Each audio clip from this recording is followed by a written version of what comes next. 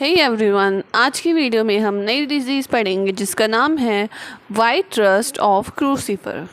इस डिज़ीज़ के होस्ट हैं क्रूसीफेरी फैमिली के सारे मेंबर्स, जैसे कि मस्टर्ड, कैबेज। इन सब जो क्रूसीफेरी फैमिली के मेंबर्स होते हैं उनमें ये डिज़ीज़ हो सकती है वाइट रस्ट। अब है इसका ज्योग्राफिकल डिस्ट्रीब्यूशन। तो ये डिज़ीज़ वर्ल्ड वाइड है, यानी वर्ल्ड में लगभग सब जगह पे पाई जाती है।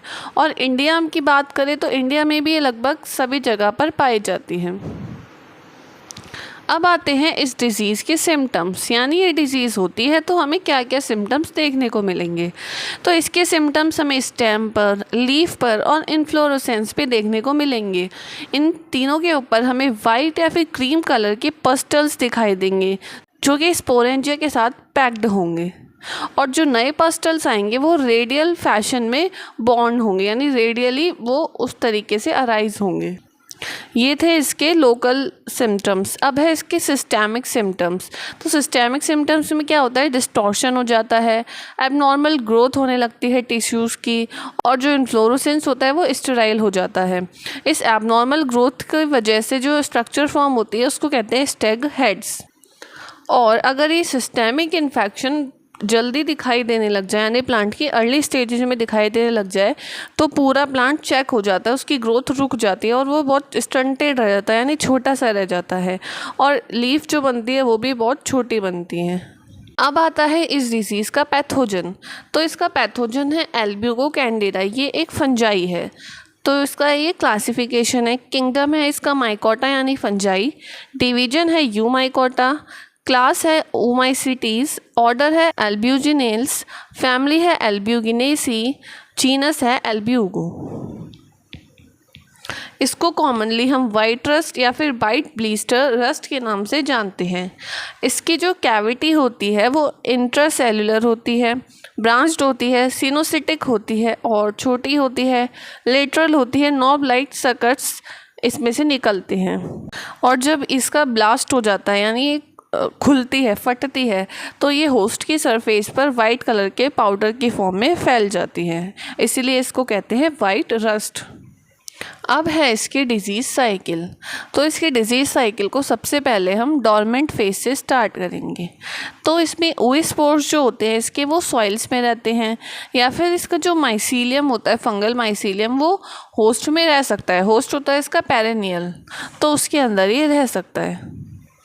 और ये ओस्पोर्स जब फेवरेबल कंडीशन आती है तो इनका जर्मिनेशन हो जाता है, और जर्मिनेशन के बाद बनते हैं इसमें ज़ूस्पोर्स। ऐसे ही जो माइसीलियम है वो भी डेवलप हो जाता है और कोनिडियो स्पोरेंजिया बनाता है। ये आगे जाके स्पोरेंजिया बनाता है और स्पोरेंजिया में ज़ूस्पोर्स बनते हैं। अब इन दोनों का आगे प्रोसेस एक जैसा होएगा।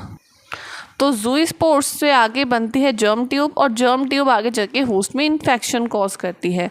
अब इसमें जाके इंटरसेल्युलर माइसीलियम ग्रोथ करेगा, उसमें वापस से कोनिडियो फोर्स बनेंगे, कोनिडियो फोर्स में कोनिडिया स्पोरेंजिया लगी रहेंगी, और फिर उसका जर्मिनेशन होगा, फिर बनेंगे प्राइमरी ज़ूस्पोर्स, फिर एनसिस्टमेंट होगा और सेकेंडरी ज़ूस्पोर बनेंगे, और फिर सेकेंडरी ज़ूस्पोर्स का वापस से जर्मिनेशन होगा जो कि होस्ट में इन्फेक्शन वापस से करेगा।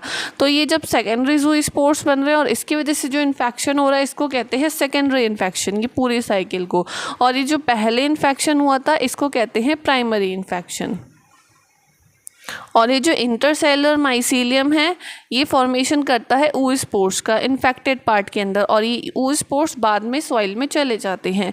तो ये वाली जो साइकिल है वो पूरी एक्टिव फेज में आती है। इस टाइम पे बैक्टीरिया की ग्रोथ होती है, जबकि जब ये सॉइल में पड़े रहते हैं, जब इनके लिए अनफेवरेबल कंडीशन आती है तो इसको डॉर्मेंट फेज कहते हैं, फिर पैरेनेशन कहते हैं।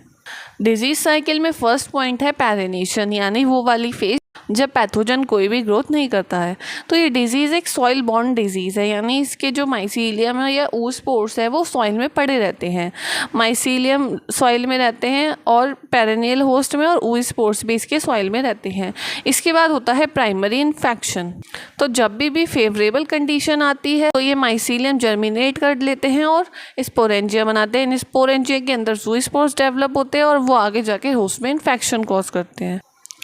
फिर ये जो प्राइमरी इन्फेक्शन में माइसीलियम होता है वो न्यूट्रिएंट्स का एब्जॉर्प्शन करता है, फूड का एब्जॉर्प्शन करता है होस्ट से, उसके बाद वो लोअर एपिडर्मिस पर रहता है।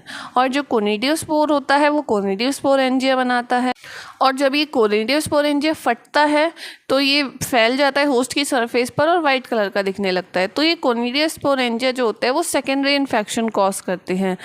जब ये हवा के द्वारा इधर से उधर पहुंचते हैं और वापस से किसी प्लांट के ऊपर गिरते हैं तो वहाँ पर जाकर ये सेकेंडरी इन्फेक्शन कॉज करते हैं। इस तरीके से ये पूरी साइकिल चलती है। अब आता है इसका डिजीज़ मैनेजमेंट, यानी इसकी डिजीज़ को कैसे कंट्रोल किया जाए। तो सबसे पहला तरीका है कि प्लगिंग की जाए, या फिर जो डिजीज़ प्लांट है उनकी डिस्किंग की जाए, या फिर जो डिजीज़ प्लांट पार्ट है उनकी डिस्किंग की जाए। नेक्स्ट तरीका ये है क्रॉप रोटेशन किया जाए, यानी हर बार बदल बदल के क्रॉप को उगाया जाए, एक ही क्रॉप को बार बार ना उगाया जाए। नेक्स्ट तरीका ये है कि रेजिस्टेंट वैरायटी का यूज़ करें, ऐसी वैरायटी जो डिजीज़ के लिए रेजिस्टेंट होती हैं उन क्रॉप्स को हम ग्रो करें ताकि डिजीज़ उनमें ना हो। अगला तरीका ये है कि फंजीसाइड का स्प्रे किया जाए, जैसे कि एसाइल एलेनिन फंजीसाइड, मेटालेक्सिल। इन सब तरीक़ों से हम इस डिज़ीज़ को कंट्रोल कर सकते हैं।